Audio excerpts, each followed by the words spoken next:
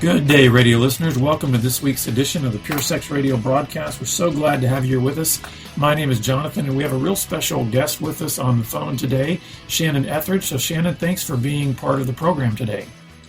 You bet, Jonathan. Thanks so much for having me. Yeah, well, before we dive into kind of hearing a little bit of what you have to share with us today, listeners, I like to remind you every now and then that we are a listener-supported broadcast, and all that means is that the only way we're able to continue bringing these programs and allowing you to get to know these incredible guests is through the partnerships of folks just like you, those who want to come alongside and want to partner with us in our ministry and being able to help people be aware about sexual brokenness and sexual health, and then also providing resources for those who are seeking to grow in their integrity.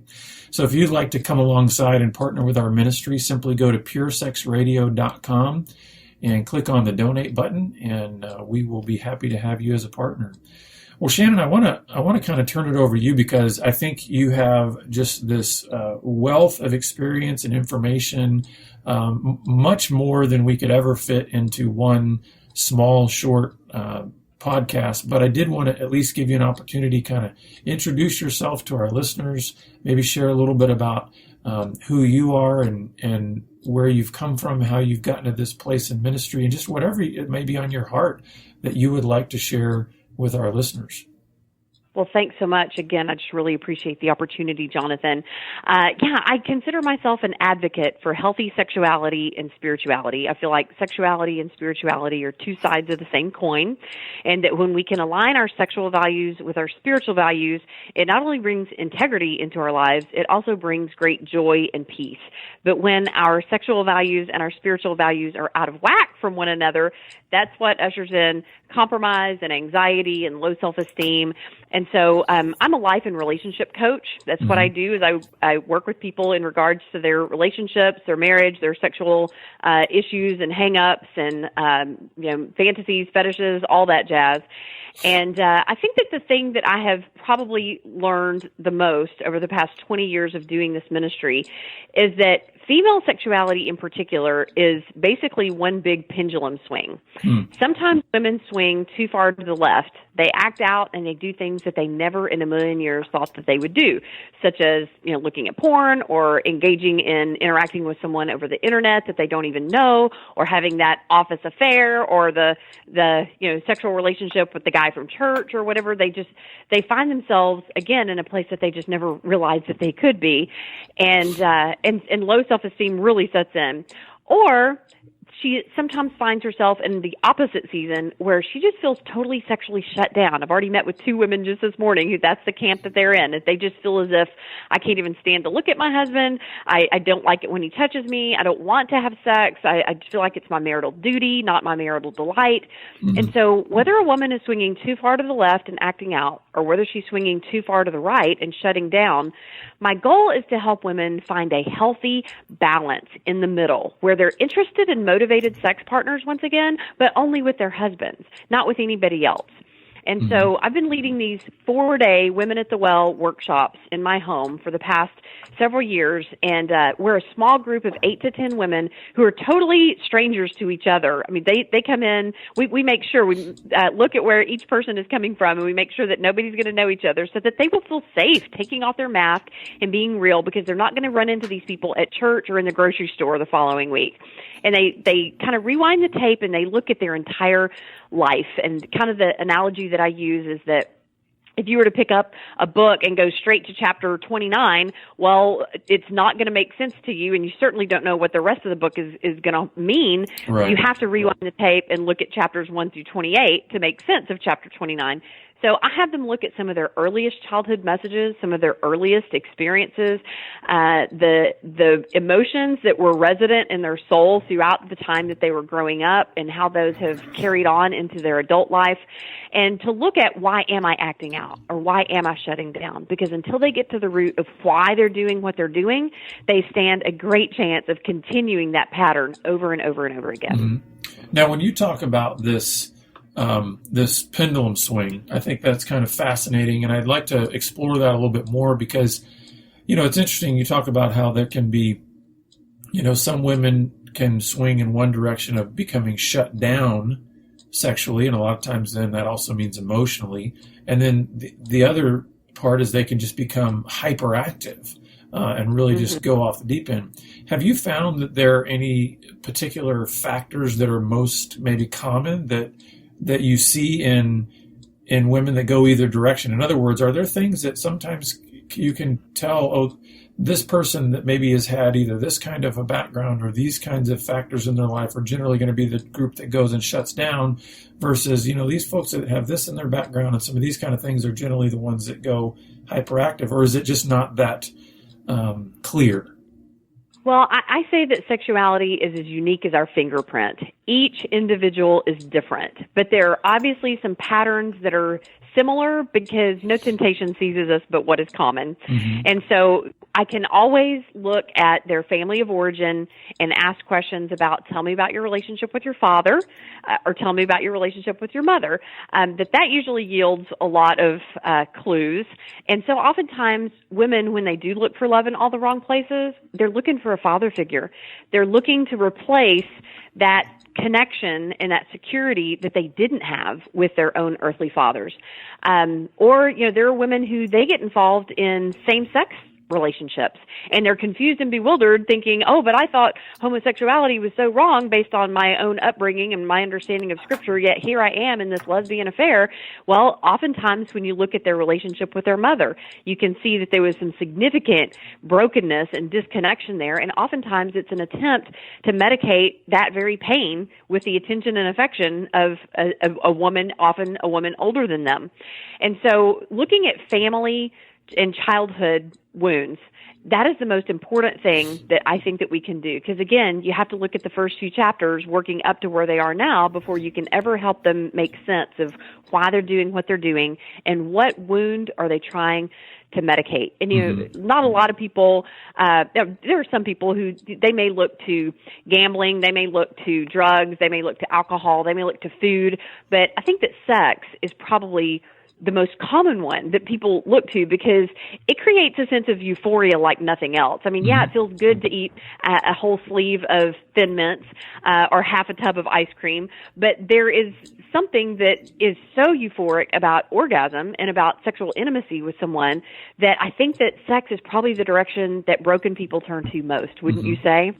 Yeah, absolutely. And I guess, as soon as you say that history, saying, hey, we need to talk about your mom, we need to talk about your dad, and we need to talk about that family of origin, I can already hear in our audience and feel in our audience like a large number of these women taking a step back and saying, hey, I don't want to go there.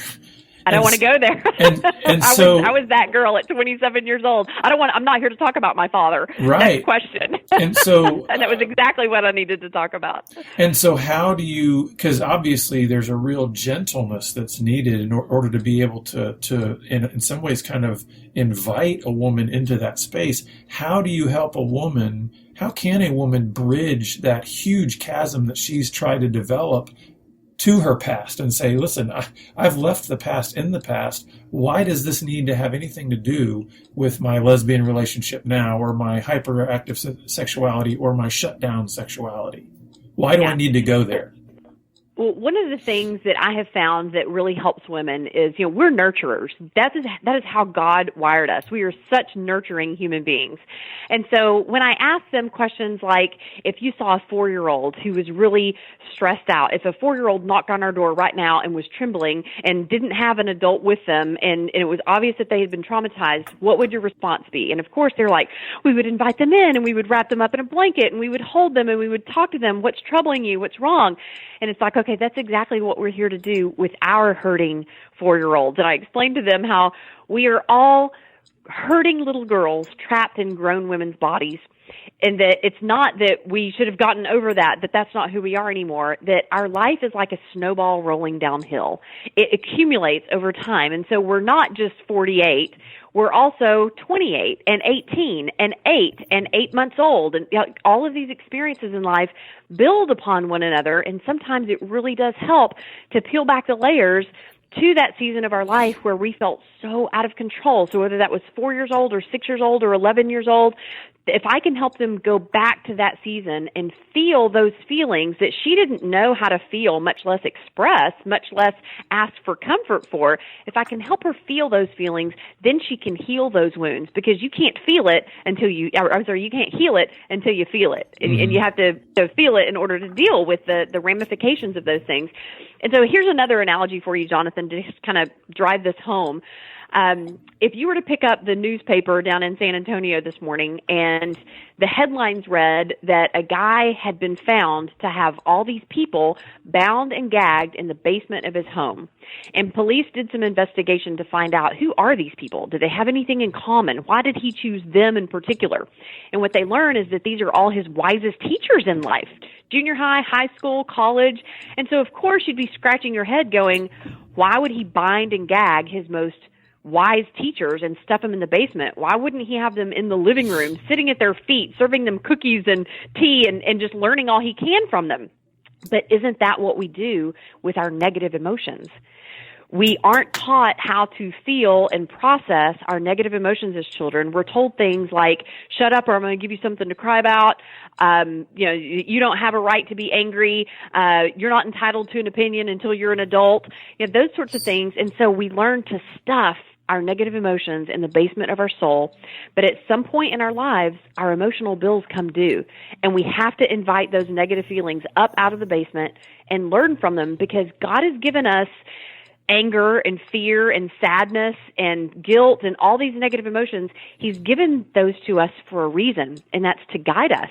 And if we stuff them in the basement, they're not serving a purpose except for just stunt our growth. And that's what leads to arrested development. That's why even though we're in our 40s or 50s, sometimes we can still feel 4 or 5 because we never dealt with those tragedies and traumas and the things that cause those negative emotions during that season of our life.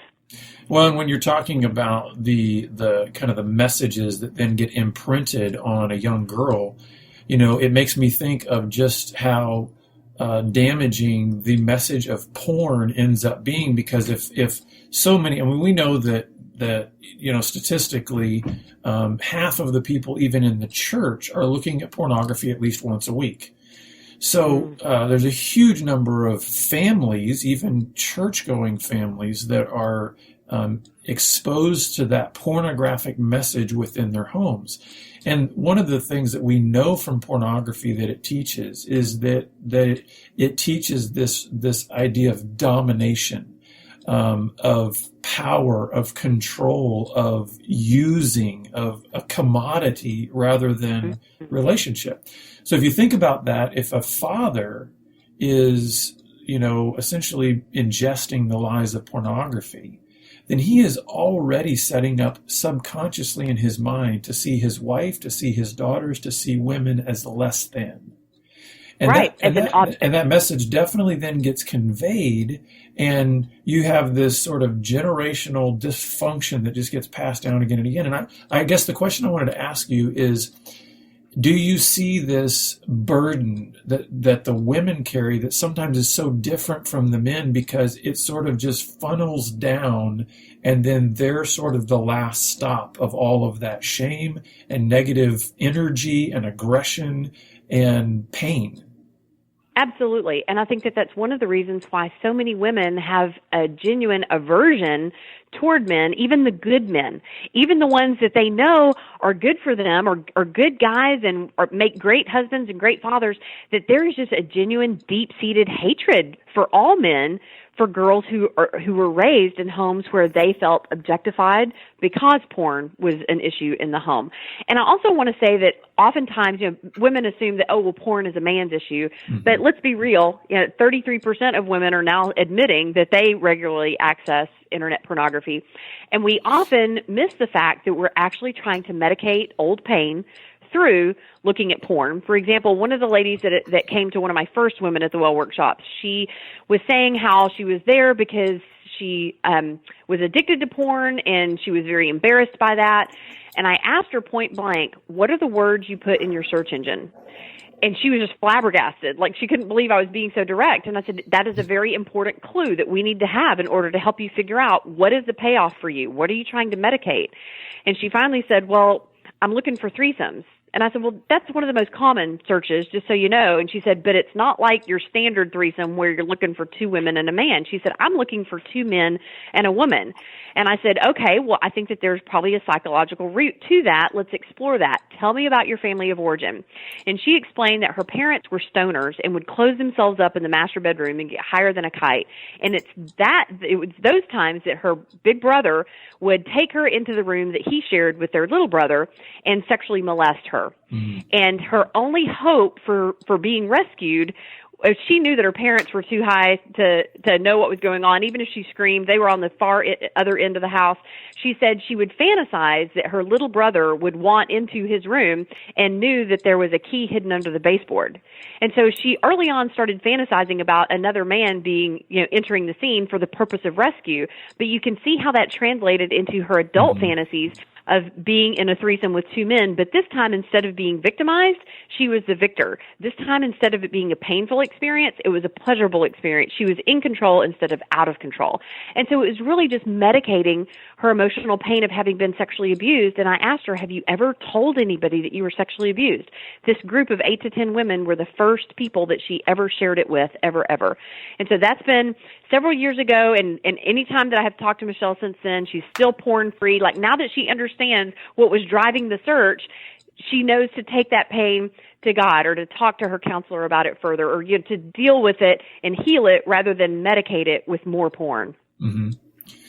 Well, and what do you see as the key markers for a woman starting to get free? Because I think, there's certainly plenty of our listeners out there that are going to say, there's a lot of women that are out there kind of in the shadows, because this is still something that there's such a shame cloud over women who are struggling with pornography and with, sexual brokenness, that when they do enter into, these types of safe environments, Women at the Well or a counselor or something like that, where they start to even tell their story, how can you, what are some markers that these women can look for that says, okay, these are some breakthrough points. These are some things that are really essential. I mean, you've talked certainly about going into the family of origin issues, but are there some other milestones that kind of can mark progress for a woman on this journey? Absolutely. When she starts showing grace to herself, it has a huge impact, and it has a lot of ripple effects. And one of the main ripple effects is that she becomes sexually interested again. That shame is no longer something that is all over the idea of sexuality. She's not embarrassed any longer that she has desires. She's not mortified by her own body any longer. That she's comfortable in her own skin, perhaps even enough to initiate sex with her husband on her own. And so what I love about my job is, so oftentimes I will get flowers or cards or candy from husbands saying, I don't know what you did with the woman that I sent to you, but I'm keeping the woman that you sent back because she blossoms sexually. When a woman feels as if, okay, I've been delivered, that's no longer who I am, I don't need the porn, I don't need the affairs, I don't even need the wall of protection around me, I don't even need the buffer between me and my husband to protect me any longer. I am a strong and powerful woman, and I have sexual desires, and I'm not afraid to let those be known. I'm not afraid to enter into my husband's sexual desires and fulfill him. That the passion and the pleasure that is our birthright as Christian women, all of a sudden they claim that, and they literally blossom in front of their husband's eyes. And that is a magnificent marker. And then even in the future, when she feels her pendulum swing start to go either to the left or the right, at least she has experienced that season where she had a healthy balance, and she can refer back to that and know how to bring herself back to that healthy place over and over again. Now I can hear some of our listeners just even feel them maybe almost cringe at what you've just said, because it's so outside the realm of what they are able to imagine at this point. I think there's still, and it almost sounds worldly, doesn't it? But when you look at Song of Solomon, That girl is passionate. Mm-hmm. That girl is comfortable in her skin. That girl is eager for her lover to come and blow on her garden that its fragrance may spread abroad, and to sit in her lover's shade and delight in his fruits. It's like, this is what God intended. Mm-hmm. It's the sexual sin that comes in, and the shame and the guilt and the low self-esteem, the insecurities, all that. That's what robs us of that passion and pleasure and that reckless abandon type of feeling. But we can reclaim that. And what Jesus did for us on the cross is more than enough to cleanse us of every sexual sin we've ever committed and every sexual sin we'd ever commit in the future. We can claim this freedom, and it really is our birthright. If Christians don't have the right to have great hot sex and to be free to even talk about it, who in the world has that right? God is the creator of sexuality. What would you say to the husbands, or even just the loved ones of a woman who is sort of coming forward with her story, starting to really work through her brokenness? What kind of insight and helpful words could you give to those who are in, whether it be a parent or a husband or just a friend who wants to try to walk alongside this woman in her journey? Yeah, I think that the biggest thing that a woman needs in this season, because it's very scary to her, is she needs acceptance. She needs empathy. That when someone opens up and shares their deepest, darkest struggles with us, the last thing that they need is for us to somehow become defensive or attacking, or to even take it personally. There are some husbands that if they heard their wives say, I'm actually tempted, my boss is distracting to me, or there's somebody at church that really makes my heart skip a beat or whatever, so it would be so easy for husbands to take that personally. What's wrong with me? Why aren't I good enough? No, she's entrusting something very precious to you. And if you will treat it as sacred information and say, well, I don't think that this is necessarily about me and you as much as it's about the journey that you're on. And how have you made connections to your past? And what have you learned about yourself? And what do you need from me? That can be one of the greatest, most healing questions that you can ask of anyone is, first of all, thank you for sharing this with me. I feel very honored that you trust me. And next, what do you need from me? And just let her sit with that question. She may not know immediately. She may not be used to anybody asking her that question. But, even just a listening, non-judgmental ear from someone who's not taking anything personally, especially, too, if it's the parents. Like when I shared with my parents that, okay, I'm doing these interviews, I've written these books, the Every Woman's Battle series, and you're going to hear me talking about how tempted I was as a young married woman and how promiscuous I was as a teenage girl, and that part wasn't a big secret to them. But I said, you're going to hear me talk about the disconnection that I felt, especially with Dad, especially after my sister died and everybody in our family shut down, and how my uncles sexually abused me when I was 11, 12 years old. You're going to hear me say these things, but I really need for you guys to understand that I'm not trying to bash you. I'm just trying to be honest about my journey, because so many women have similar journeys. And my dad turned around in the kitchen and he said, baby, you don't need to worry about what Daddy's going to think about you. I know you and I are good, and you've got stories to tell that women need to hear. So you just do it. Mm-hmm. And that was just so great for me. It really set me free to just make this my platform and to shout this message from the mountaintop. That you deserve to be a sexually confident wife. You deserve to overcome the battles that you face sexually and emotionally in your life. Yeah. So now for the women who are out there right now that are still in the shadows, they have not come forward. They are terrified. What do you have to say to them that might help them, even if they take just an inch, toward the light and toward getting their story out? What would you say to them that might encourage them to move in that direction? I know that it sounds scary, the idea of taking off your mask and getting real with a group of strangers, but it's even more scary to not bond and connect with human beings who can really help you process these types of things.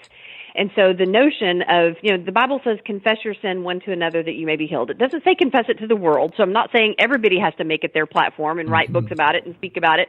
But for you to even find one person or a small group of people who are all coming together for the same purpose, they're all there in the living room to take off their mask and get real about their sexual struggles, that even to see those women not wince when you share, I've had an abortion, or I'm in the middle of an affair, or I have had lesbian lovers, or whatever your issue is, for women not to wince and just to say, yes, and how has that impacted you?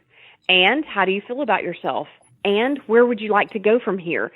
to just be treated with dignity and respect and compassion can be so incredibly healing. So you may not have the courage to start that process with people in your world, with your husband or your sister or your friends, but to find a group of people or even one counselor. I mean, for me, it was one counselor when I was 27 years old. I was so grateful that she herself was a recovering sex and love addict. So the things that I had to share about what I had experienced, she didn't bat an eyelash. She just knew the steps to walk me through toward freedom. Mm-hmm. And so find somebody that you can connect with. And if you don't feel comfortable doing a workshop, I also do one-on-one coaching over the phone or via Skype or face-to-face if they want to come to me in either Tyler, Texas or Lansing, Michigan. Yeah, so Shannon, let's talk about that. We only have just a couple of minutes left, and I would love for our listeners to know a little bit more about your ministry, resources that they might be able to get from you, and also how these women could connect with Women at the Well and just some of your ministry resources. Awesome. Well, if they go to shannonethridge.com, and Ethridge is spelled Ethridge. There's no E in the middle, just Ethridge. They will see lots of books on there on sexual integrity, such as Every Woman's Battle, The Fantasy Fallacy. They will see books on sexual intimacy, such as Every Woman's Marriage, The Passion Principles, The Sexually Confident Wife, and they'll see books about spiritual development, about looking for love in the right place with Jesus Christ as opposed to in the wrong places. That's the Completely His series. Then they can also learn about the Women of Workshops by clicking on the Workshops link. And our next ones are coming up in August here in Tyler, Texas. October is going to be in Lansing, Michigan. November is going to be back here in Tyler, Texas. Or they can click on the coaching link and learn more about working with me one-on-one. And I do work with individuals, with couples, and sometimes it even branches out into families. Because let's be real, parents who have never dealt with their sexual issues will often see their teenagers begin acting out in sexual ways, and they panic and they don't know what to do. And so any sexual issue that is impacting your life, your marriage, or your family, I can try to help them with that if I'm someone that they feel comfortable connecting with. But, obviously there's lots of resources. You guys are such a great clearinghouse to just make these resources known. Reach out to someone that you feel comfortable with, because you don't have to suffer in silence, and it will only perpetuate the problem. A splinter left buried deep will only fester, but once it gets removed, it will heal. And so find somebody to help you heal. That's one of my favorite sayings, is that everybody has sexual baggage. Just find someone who can help you unpack it. Mm-hmm. Well, that's great. And so listeners, just a reminder that shannonethridge.com, so Ethridge. And we're going to have that link with the radio program and on our website. So you'll be able to get those resources. But Shannon, thank you so much for making yourself available and just sharing with our listeners. I think this is going to be a great help for so many women out there. So thank you for being with us. You are so welcome. It was absolutely my delight and pleasure. God bless you guys and keep up the God work. Yeah, and listeners, thank you too for being with us. And if you'd like some more help, reach out to us. We're going to give you our contact information in just a moment. And we look forward to having you back here again next week on the Pure Sex Radio broadcast. Pure Sex Radio is paid for by Be Broken Ministries. Visit us online at puresexradio.com.